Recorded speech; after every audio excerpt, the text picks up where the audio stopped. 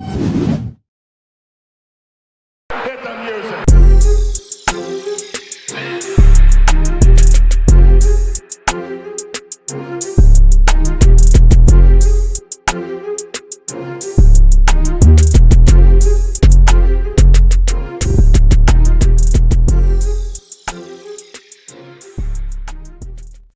Welcome to another episode of the Chokeslam Wrestling Report. I am your host, the infamous Ultimate One, and today we are here once again to do the wrestling roundup and talk about all the crazy stuff that happened this week. And again, this is Saturday, so pretty much hope you like the new layout that I did. You know what I'm saying? Big ups to my boy WG Pro, who did the whole animation introduction that I have here in the beginning before the video starts.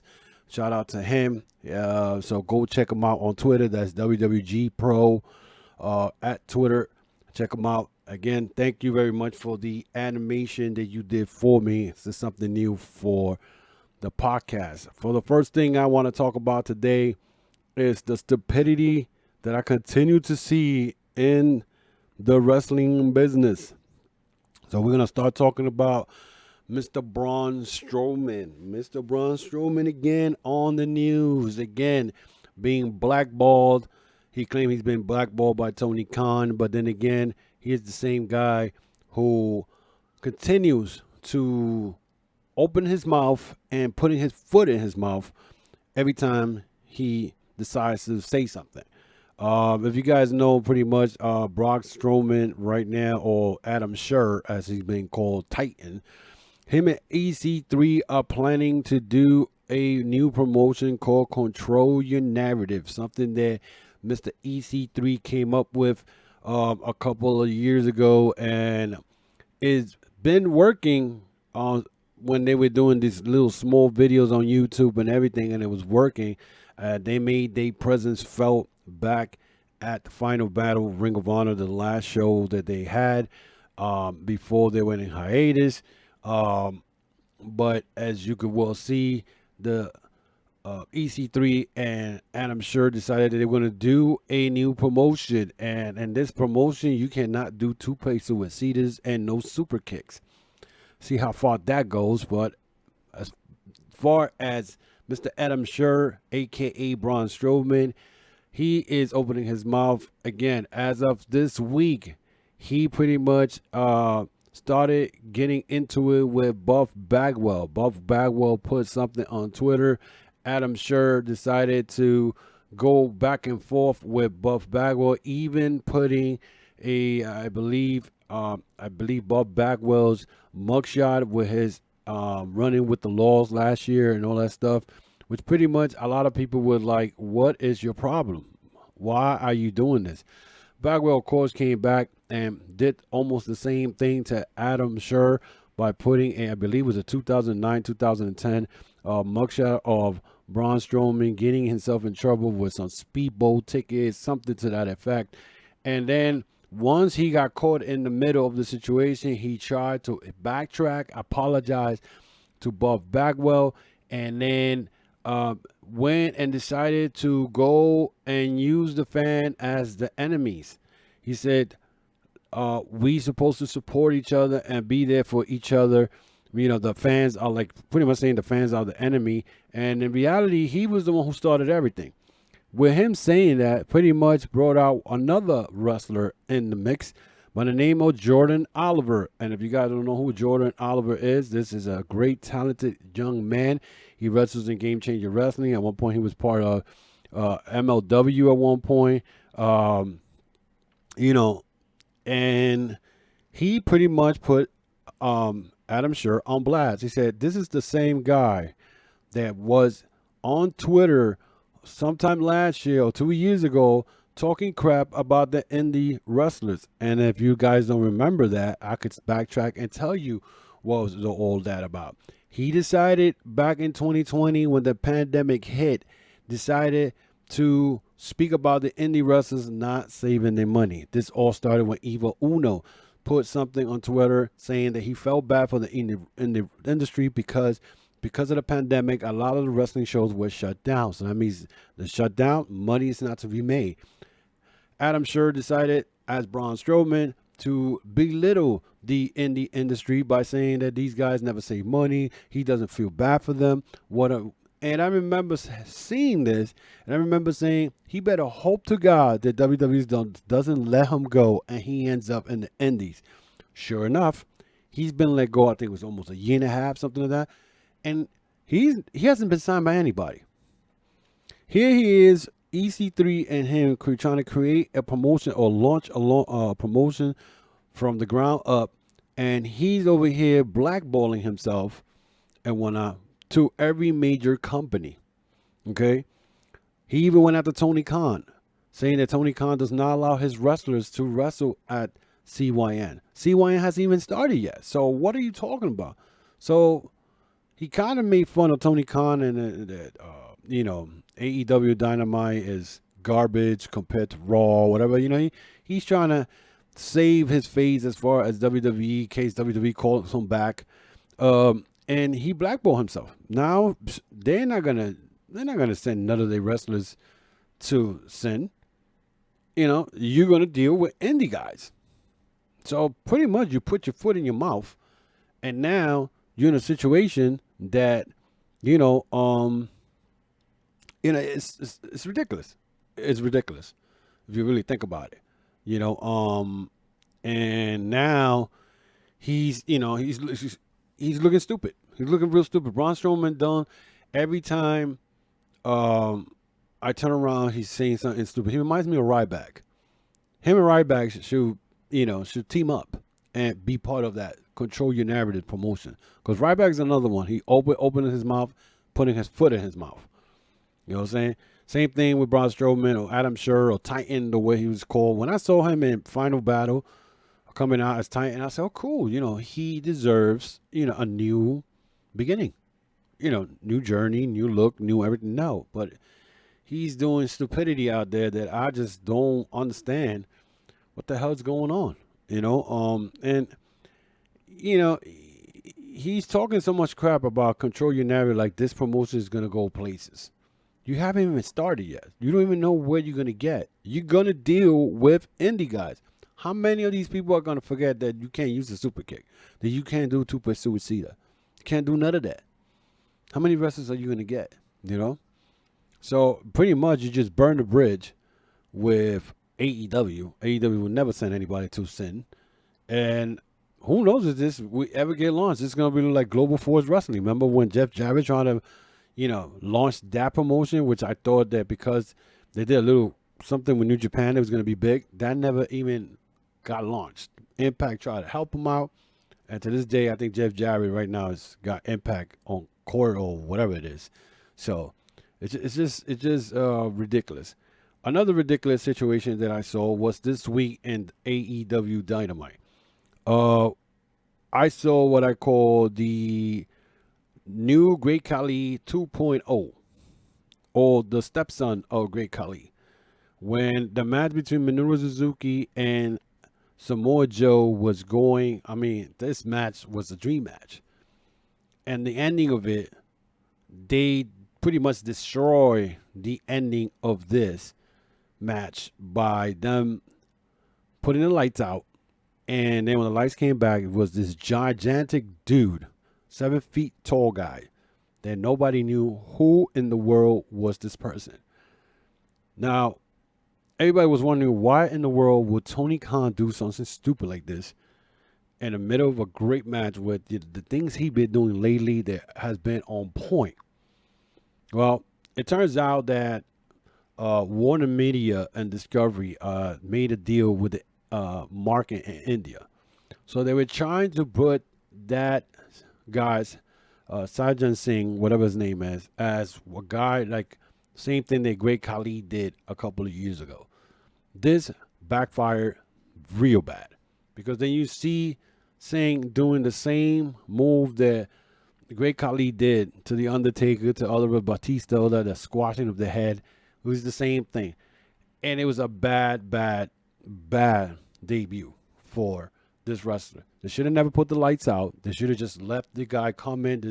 humongous guy and just clotheslined the shit out of Samoa Joe and did that instead of what they did. You know, even though they're saying that the guy's working hard, he's been I guess learning the business itself, wrestling, training for wrestling for a year, and he has a good attitude, whatever. But you know what's the word? First impression counts. And the first impression they gave was, who in the world was this wannabe great Khali dude that they actually brought in? I was just stunned by seeing this. I was like, it left me with a bad taste in my mouth that I'm like, wow, AEW is going WWE route. And I'm like, I mean, my head was just like, oh, listen, if they turn out to be WWE, I'm done with doing wrestling podcasts and all that because I'm not going to be covering none of this shit. As it turned out, again, days continue or the hours continue, and Tony Khan even tweeted that Satnam Singh was all elite, and then he had to erase it or delete the tweet.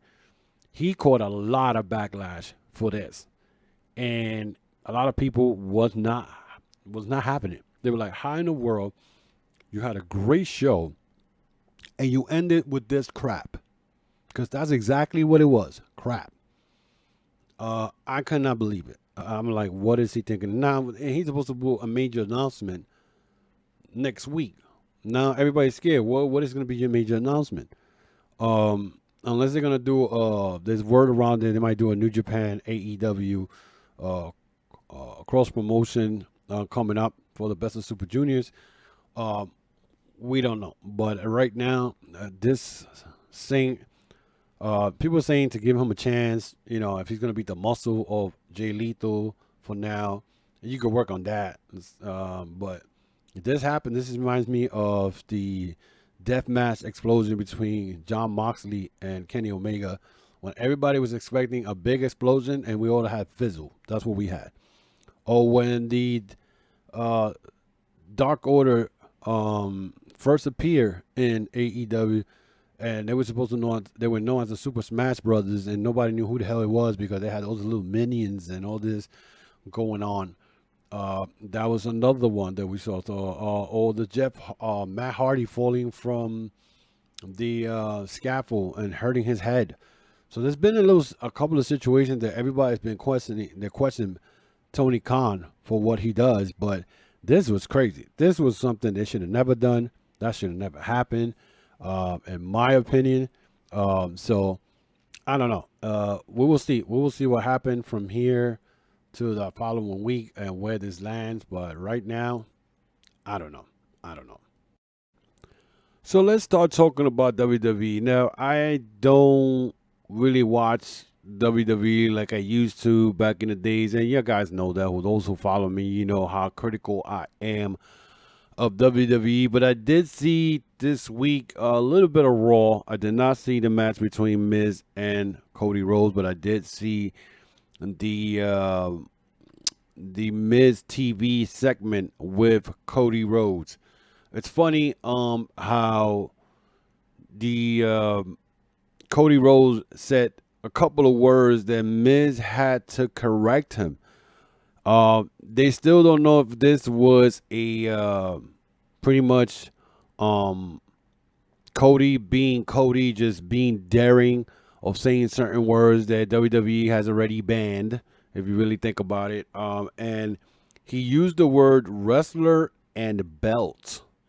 And those two words were corrected by The Miz this week, as we saw that when Cody said that he was going after the belt, The Miz said a belt was something that holds your pants. Okay? And then when Cody said wrestlers, The Miz then said superstars.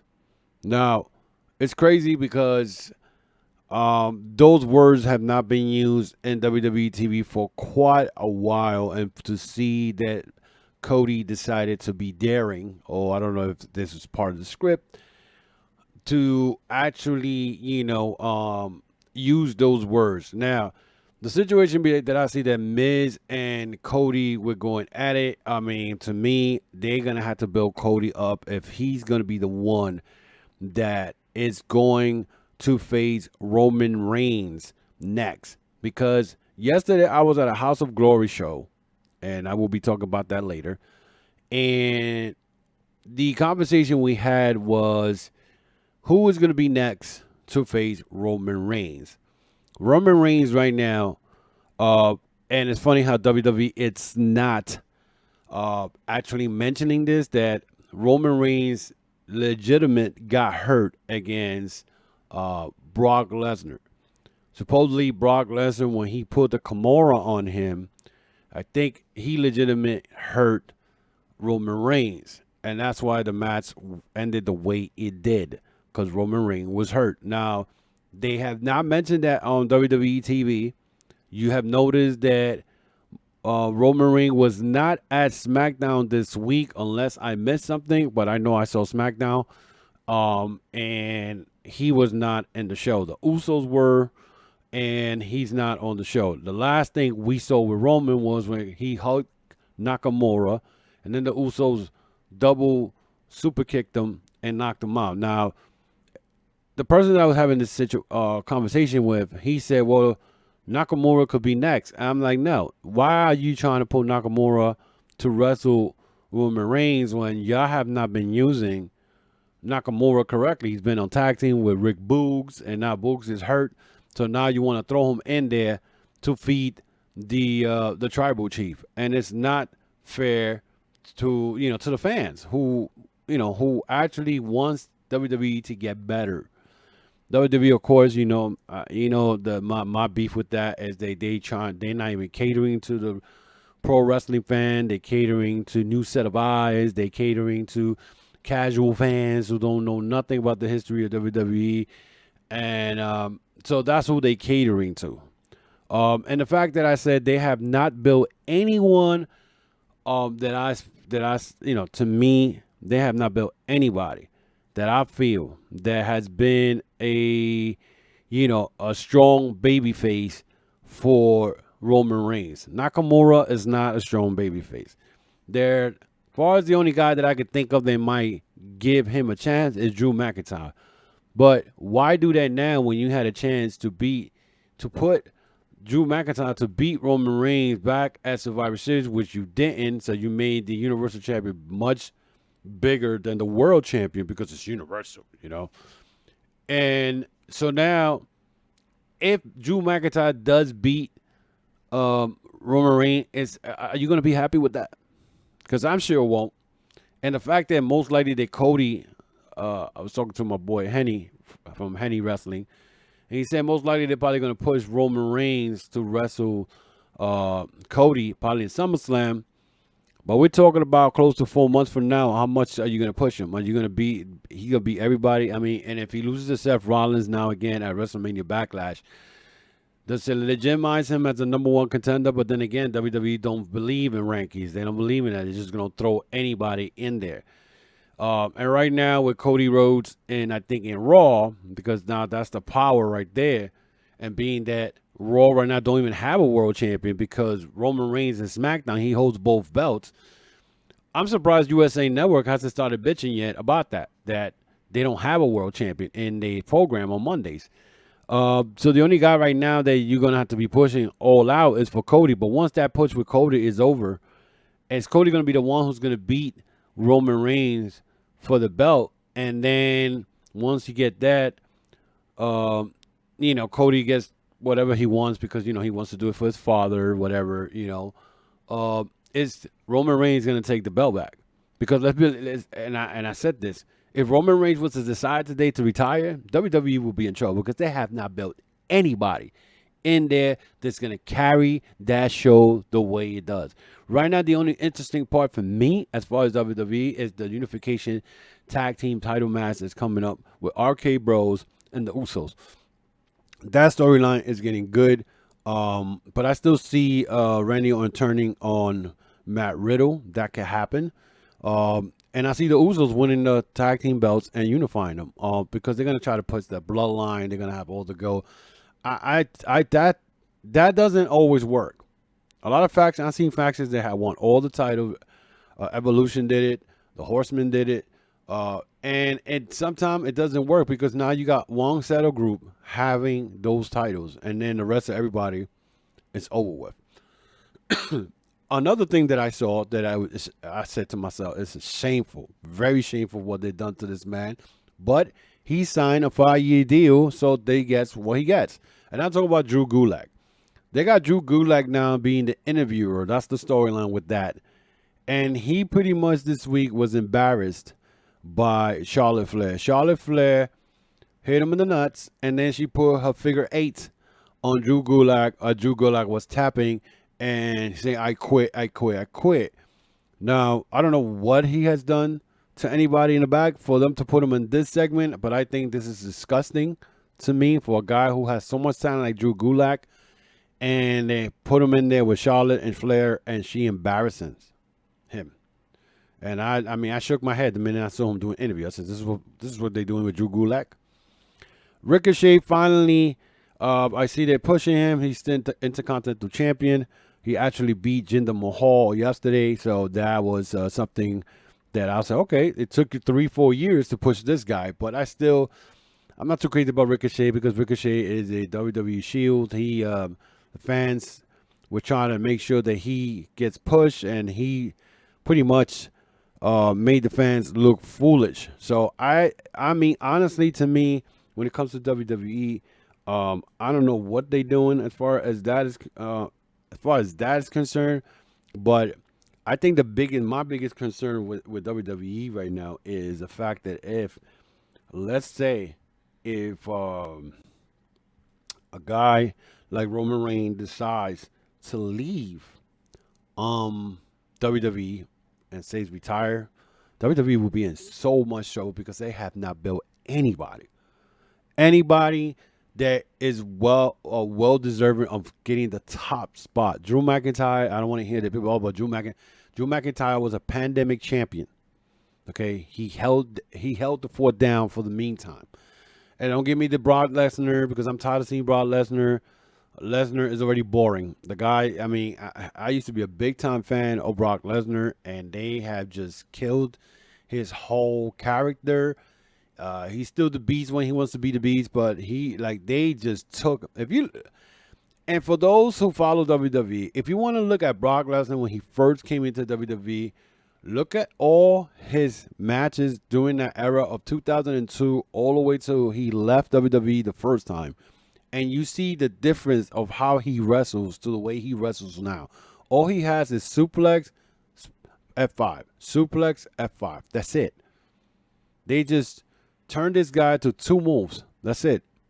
And I mean, and the F5, I still consider it like a very impactful move, but to see this guy do the same moves, it's crazy. Same thing with Roman Reigns. Roman Reigns, now the only thing he had added to his arsenal is that guillotine choke that he puts people to sleep. Other than that, Superman punch, spear.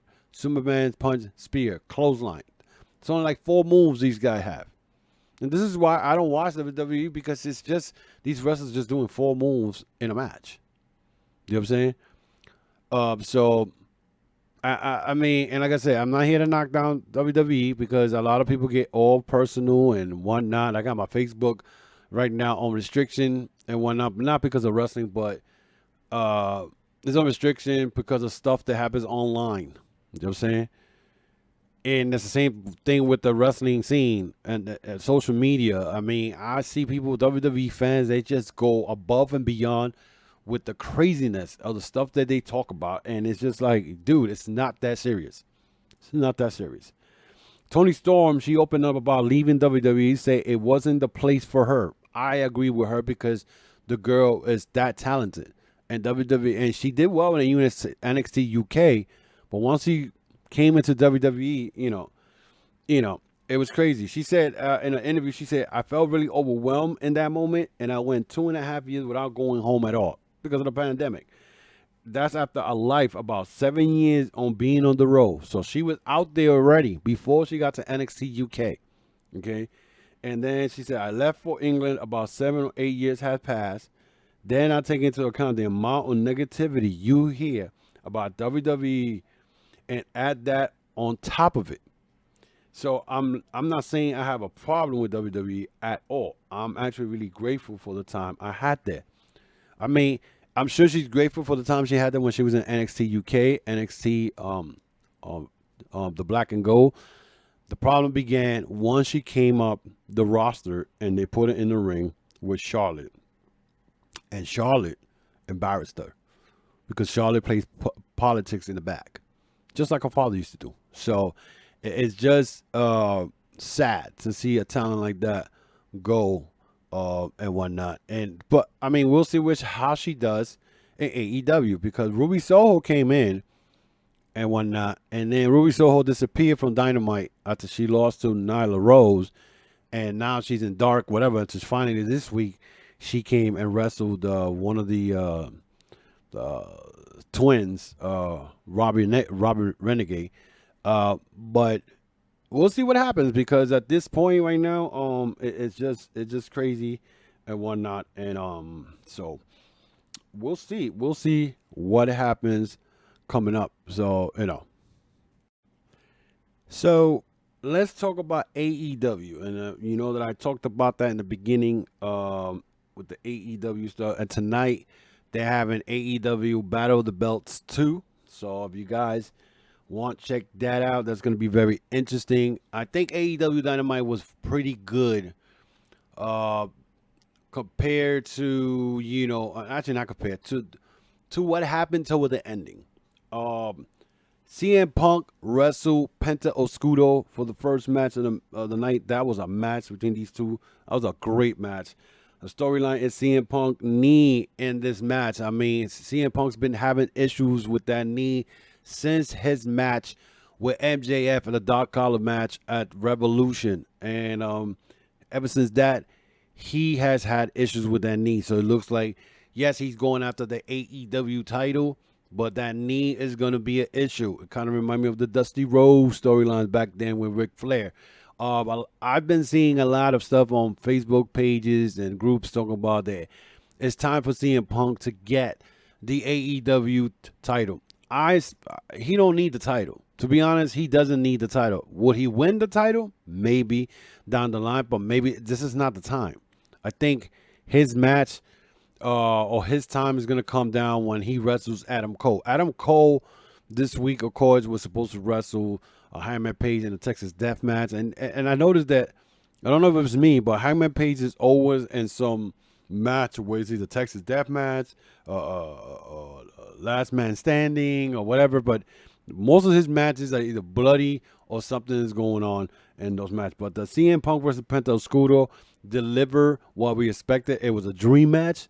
AEW lately has been putting a lot of matches that we figure like, oh, this guy is here and that guy is here. They should wrestle each other. So CM Punk and Penta tore down the house with their match pretty much. Then they showed the Jericho Appreciation Society, which I still to this day, like, I don't know when is AEW going to learn that a 5-on-3 is always going to overcome the three guys because but in this one, they show a promo where the Jericho Appreciation Society came out of a private plane. All of a sudden, 2.0 got robbed by Eddie Kingston and Proud and Powerful. Proud and Powerful, again, should have been tag team champions already 2 years ago. They are wasting that talent away. And I'm sure a lot of people will agree with me. Santana Ortiz should have been AEW tag team champions a long, long time ago. Their match with FTR, there was a disappointment. But one FTR Wheeler got hurt, and then the next match time they wrestled, it wasn't expected. It didn't turn out the way I expected. Red Dragon versus Jurassic Express for the AEW tag team title. That match was one of Jurassic Express best matches they had. They really showed me what they're made of. Red Dragon, I thought Red Dragon was going to win. I had a feeling that maybe Christian would come out and turn on them. Christian was not at ringside, which was very surprising. I did not see Christian at ringside, but Jurassic Express impressed me probably on one of their best matches. But Red Dragon attacked them after the match, and it looks like it's going to be FTR versus Red Dragon for the Ring of Honor World Tag Team titles. And, that's going to be interesting. FTR right now is the hottest tag team right now in the industry, And anybody can say otherwise, but right now they're the tag team right now. Yuta did a Blackpool Combat Club promo. Not much to say there. MJF versus Sean Dean. This was a very, very kind of match where MJF just beats the guy up, mocks the fans, whatever, not paying attention. And then they showed the background where there was a bunch of security guards knocked down, one of them with a shirt, no shirt, just thrown on the floor. And then MJF was gloating toward the barrier, and you see a guy with a security shirt, and he was standing low with the mask down, and it turned out it was Warlord. And pretty much Warlord cost MJF another match against Sean Dean. So Sean Dean has 2 wins over MJF. I mean, that's more than anybody in the whole roster. So it looks now that MJF will send the Butcher after Warlord next Wednesday, as he took a payoff from Andrade. So, and then we're talking about Andrade. Darby did a promo, which they are now, promoting a casket match between Darby and Andrade. I hope that Andrade beat Darby, because Andrade's not been pushed correctly. That's the way I'm looking at it right now. Malachi Black did a promo. Will Fuego del Sol be the next member of the House of Black? I mean, I see Julia Hart joining them, so you never know. I mean, it's going to be weird. But they're probably going to get better, much powerful than the Dark Order and whatnot. So this is going to be very interesting. We saw again the Jericho Association or Appreciation Society versus Kingston and Black.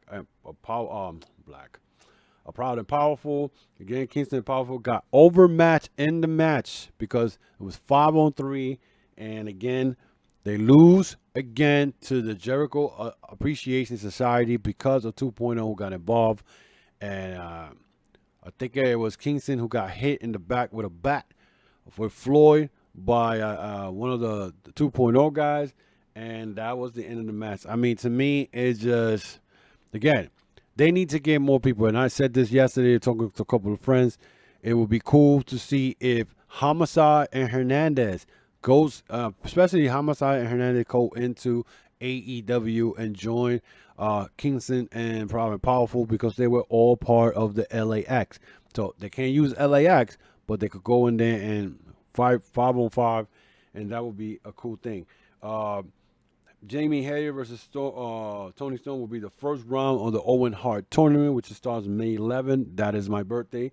Unfortunately, I won't be able to attend that show because I got other commitments. Also, we saw Marina Shafir, whatever her name is, versus Sky Blue. We saw Kiara Hogan and Red Velvet in the baddie section. So let me find out now that Jade Cargill has this new faction with Kiara Hogan and Jay Lethal. What's her name? Red Velvet. And, I don't know. This baddie section stuff, that's not my cup of tea. It's just, Jade Cargill does not need a faction. So I don't know why they doing a faction for. And the AEW is known for all these factions. I do not know why they do so many factions. Cargill don't need that. Don't need none of that.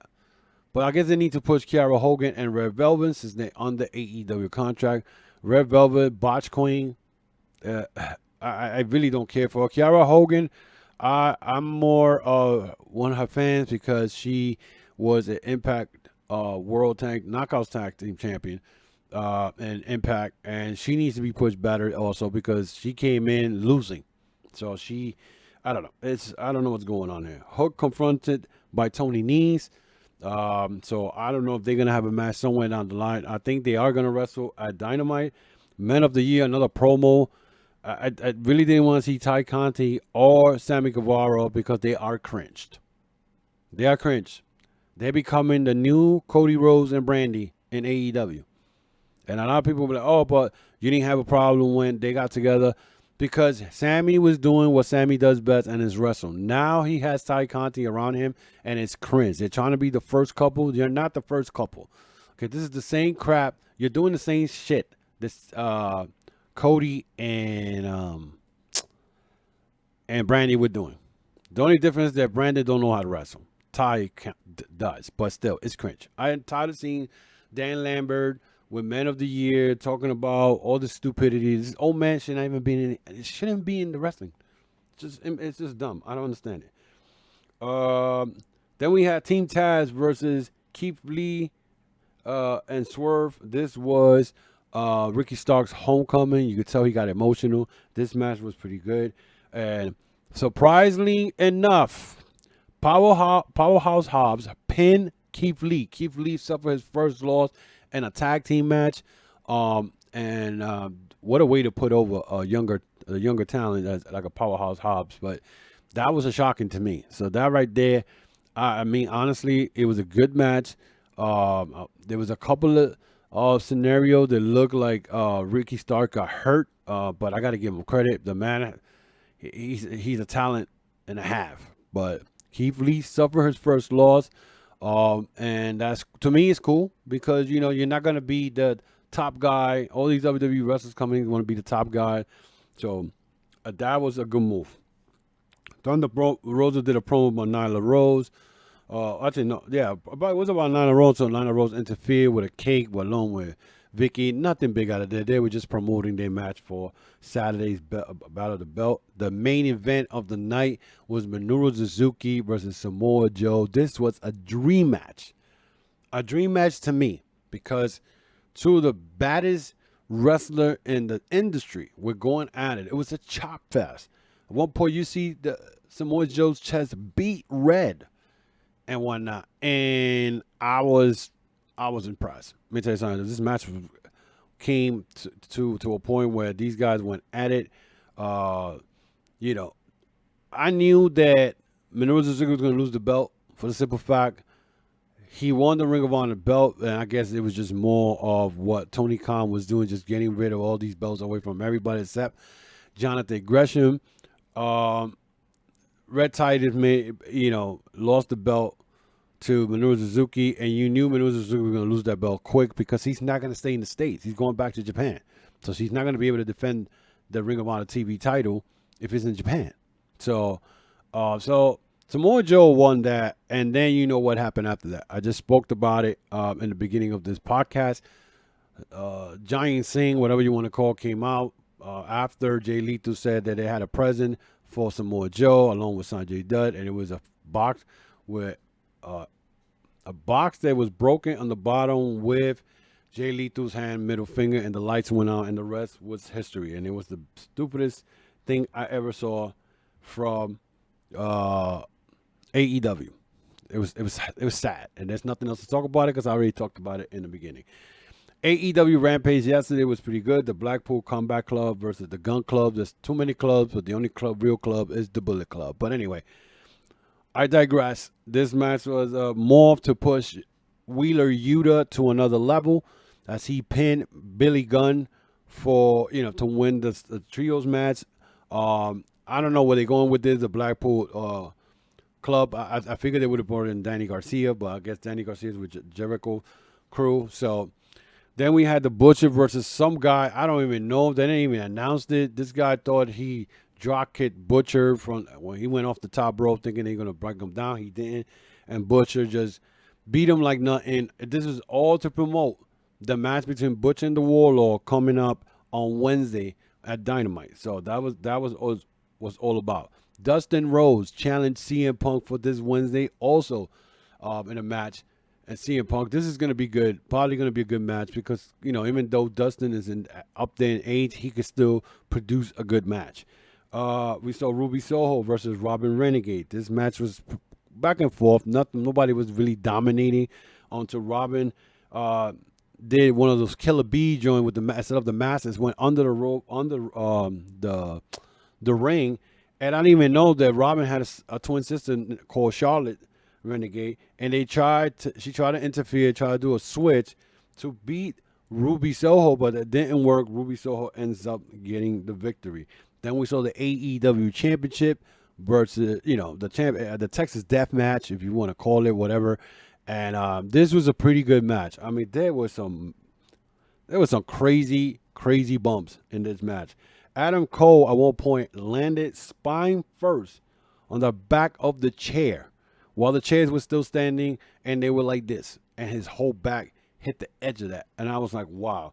Then after that, we saw Adam Cole caught Paige with a super kick. While Paige was trying to do that top moonsault to the outside, he caught him midway down with a super kick, which was ridiculous. Then Adam Cole got caught in the top rope. Meanwhile, when he got caught, Adam Page decided to throw him off the top rope with what is they call the fall away slam onto the chairs. There were like 5 or 6 chairs laying on the damn mat in the ring. Then Adam Page then grabbed a barbed wire chair, brought it in, was about to hit Adam Cole after tying him up with his belt, but kind of felt bad. But then Adam Cole low blowed him, but Adam Page came back and then grabbed the barbed wire, wrapped it up as a sleeve, and tried to hit Adam Cole with it, but he couldn't. But then at one point, Adam Page then go and grabs the barbed wire, wraps it on Adam Cole's head, and the dead eye, webbed the freaking wire wrapped on Adam Cole's head and dead eye him on a table outside. And Adam Cole loses the match to Adam Page. So I don't understand. I thought I would figure that he was gonna win this, but again, Adam Cole loses another title, another crazy match. Actually, Adam Cole loses another crazy match, and Adam Page regains the title. So I don't know where they're going with this, because unless Kenny Omega's still not, fully healed or not coming anytime soon, I don't know what they're gonna do. So we'll see what happens with that. So let's continue on here, and let's talk about some of the wrestling news and rumors and stuff that happened during the week. Well, for one, I think the top it off was this week. Oh, this week for me was last night. I went to the House of Glory Tribulation. It was a good show. We had a 6-man. It was a 6-man match for the 6-man cruiserweight title. We had Casey Navarro versus Ghetto Ninja versus Amazing Red, Michael Fame, and the Encore and Mantequilla. This was a crazy match. Amazing Red caught a chair shot to the face last night that I was like, there was no way he was able to block that. Casey Navarro swung a chair, a plastic chair, at Amazing Red, and Amazing Red didn't have time to cover his face, and he got blasted right in the face with that chair. The ending of this match saw Casey Navarro winning the belt. The whereabouts of Amazing Red's injury are not known, but he took a chair shot last night. I was like, wow, it was crazy. We saw the tag team of the main event versus the Rep. The Rep is a tag team from Philadelphia. I don't really know their names individually, but that's the tag team. The main event is oh my God, I forgot. The Master of Ceremony, and the other one's called Lion something. But they are very, very popular tag team in there. They're trying to get a shot at the Briscoe brothers for the House of Glory tag team. They beat the Rep. Carlos La Sombra Ramirez, who is a backup to or the big gun for Charles Mason, had a wrestling match versus Sweet Cheeks. He defeated him like nothing. Afterwards, he chokeslammed his valet or whatever she is. He chokeslammed her straight to hell, which was crazy. Tasha Steelz, the Impact World Champion, the Knockouts Champion. I got the pleasure to meet that young lady. That young lady is a sweetheart. She is the Boricua Badass, though, and I was very happy to meet and greet her last night. She was very, very nice. She went against Natalia Markova, another female that I met last month, the House of Glory champion. And these two ladies went at it. I mean, Markova was pretty much dominating most of the match until they took it to the ring floor or to the outside into the crowd, and they both got counted out. But Natalia ended up attacking Tasha Steele not once but twice, and then she hit her with the belt. So most likely, Tasha Steele will be back at House of Glory. Then we saw the House of Glory Ground Jewel title match between Charles Mason and Low-Ki. Charles Mason and Low-Ki went at it. At one point, you saw Charles Mason bleeding from the nose. And it looked like Low-Ki was going to win the match until the lights went out. And all of a sudden, you saw Jeff Cobb and TJP attacked the Crown Jewel champion, which was Low-Ki, and they beat him up. And Charles Mason, the new House of Glory Crown champion. So that was crazy, and they continued to beat up Low-Ki until the Briscoe brothers came in, and that was the main event: the Briscoe brothers versus Jeff Cobb and TJP. Fortunately, the Briscoe beat TJP and Jeff Cobb on a hard-hitting match. And unfortunately, I wasn't able to meet Jeff Cobb because Jeff Cobb was doing meet and greet after the event, which I did not know. I had a feeling he was when I saw him, and I was like, oh, this sucks. But maybe next time I'll get to meet him. So that was the House of Glory stuff that happened yesterday. Let's talk about MLW creating a new Caribbean champion, expanding partnership with the IWA in Puerto Rico. They will also be retiring the old Caribbean championship that Octagon Jr. has right now, and it's the reigning MLW Caribbean champion. A new championship has been commissioned. It could debut in MLW King of Coliseum on May 13th. So that's going to be cool. Billy Corgan, and before I go to the NWA, there was another situation in MLW that happened. And that was the details behind MLW brawl that led to LaParks being fired. The family of LaParks attacked Jacob Fatu in a match that supposedly was a planned angle. Then after that, however, the real punches were thrown by Park, El Hijo de la Park, and L.A. Park Jr., followed by a dangerous chair shot on Fatu. Also, Alex Hammerstone was said to have recognized this and went over to try to help and getting cracked with a chair in the process also. The word is that they went into business for themselves. According to LaPark, it said that he did this because when he was in WCW back in the days, he thought, that they didn't respect him, whatever, and he felt that he had to protect his kid and show the kid that this is what you do to get feared. Well, Court Bauer decided to fire them. So, and they tried to apologize, and Court Bauer wasn't hearing it. So, there you go. LaParks, all L.A. Park, LaParks Jr., all fired because they went to business for themselves. So, now they may not get booked in the United States. They're going to have to go to Mexico and stay in Mexico because, these, I don't know. That was a stupid move. I don't understand that. So, let's talk about Billy Corgan. The wrestling says the wrestling community doesn't understand a product not screaming for their attention. He's talking about NWA. So basically what you're saying is you're not doing anything to grab attention. So, and you're just going to be the same NWA and whatnot. And right now you got one of the hottest MVP wrestler in the world named Matt Cardona, your NWA world champion. And right now, what do you think Cardona is doing? Cardona right now is putting the NWA logo wherever he goes because the man is carrying like 7 damn championships. He even put on Twitter that his bag is getting heavy as he's a real belt collector, reality, if you think about it. And Billy Corgan talking about, his product not screaming for attention. So Corgan has worked for reestablish the brand since purchasing it in 2017.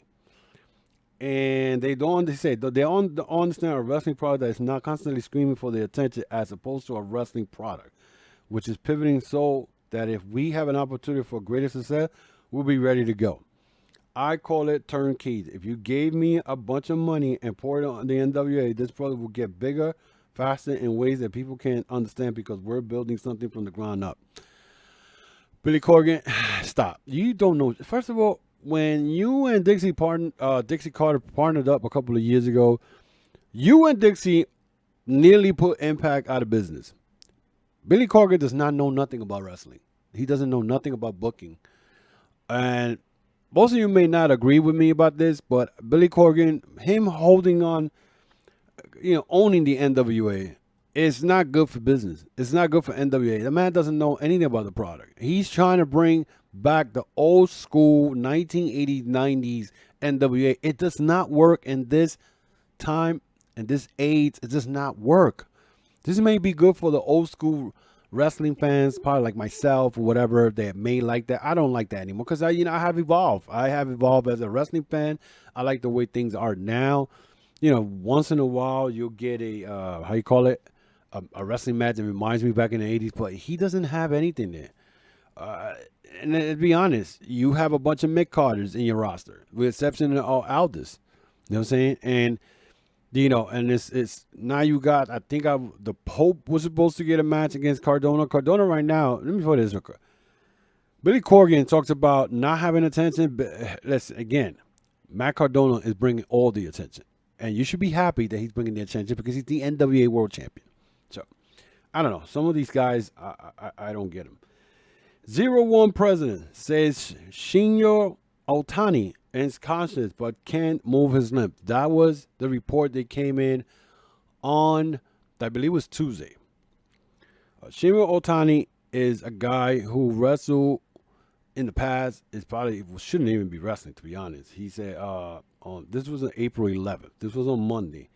It gave an update that in Tokyo Sport, Shinhiro Otani saying he hasn't changed. He's conscious but can't move his limb.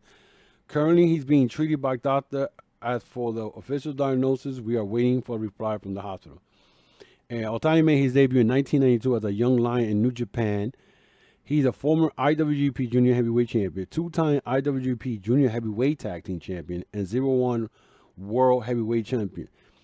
So this was the thing. He was, you could say, pretty much paralyzed as of Monday. But then there was an update that came in to inform them that Otani underwent surgery on April 13, 2 days later, for the cervical cord injury. Otani has been transferred to a hospital for the next treatment. So he has a cervical cord injury, which that's pretty much stuff that you might stay paralyzed. They haven't said that he's been able to move his limbs or whatever. And the guy's old. He's up there in the 60s, and he was there wrestling. I don't get this with some of these wrestlers. I understand you love the sport, but you need to retire and go away. I mean, you succeeded, whatever, but, it's crazy. Blake Christian says, I want to challenge Jon Moxley for the GCW belt, world title. Moxley's still the GCW world champion, and right now, Blake Christian is challenging him, but I don't see Moxley losing the belt to Christian, unless he is leaving AEW and going back to WWE, because that was the rumor running around that, he's probably going to go back to WWE. His contract is up. His 3-year contract is up, blah, blah, blah, But, again, Blake Christian said that he wants to do more of that in the future, and specifically he wants to be the one to take the GCW World Championship off Jon Moxley. But it's up to Moxley if he does it. The Good Brothers confirmed Impact contract expiring, say they're loyal to Impact. Deals up on July 17th. In reality, where the Good Brothers are going to go? They're not coming to AEW because, the AEW roster tag team is already cluttered. They're going to stay with Impact for the simple fact they could go to Japan and wrestle over there and still be in Impact, being the world champion. And Impact needs new tag teams. They need to do more with the tag team scene. That's the way I look at it. They still got other wrestlers in there that they could do and do what they have to do. Brian Cage hopes to work both with AEW and the Ring of Honor shows. I see it happening. He said, I know there's a lot of talk and rumors about Ring of Honor. What's next? What's going to happen? There's stuff I know, and there's a lot of stuff I don't know. There's a lot of stuff a lot of people don't know. It does look like we'll hopefully be doing both at the same time, and I'll be part of it. I'm never one to turn down the work, which is cool. Juice Robinson, his contract is up somewhere in May. I think in May, because his contract ended in January and New Japan extended it. Now, I don't know if he's going to leave New Japan in Japan and stay here in the state and wrestle for New Japan Strong. That could happen, but we'll see. We'll see, because there's a lot of stuff going on now as far as, when it comes to New Japan, they're going to have Windy City Riot tonight from Chicago, which is going to be cool. And New Japan just had Hyper Battle last week. So New Japan is still doing their thing and whatnot. So we don't know. We'll see. I mean, but we gotta stay around, see what happens. I know tonight. You got the Battle of the Belts. Then you have Windy City Riot. AEW again, putting wrestling show right behind New Japan. I think the New Japan show starts at 8 or 9. So that is going to be cool. That is it for me today, guys. I hope you like the new look on my presentation on my video podcast. Remember, you can also listen to this at my audio podcast through, Apple, Spotify, Amazon Music, iHeartRadio, Google Podcasts.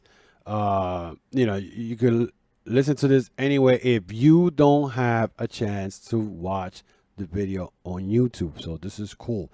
Also, guys, if you want to check my merchandise store that supports my podcast, you can go to tcwr.veryimpressive.com. That's tcwr.veryimpressive.com, and you could get this shirt.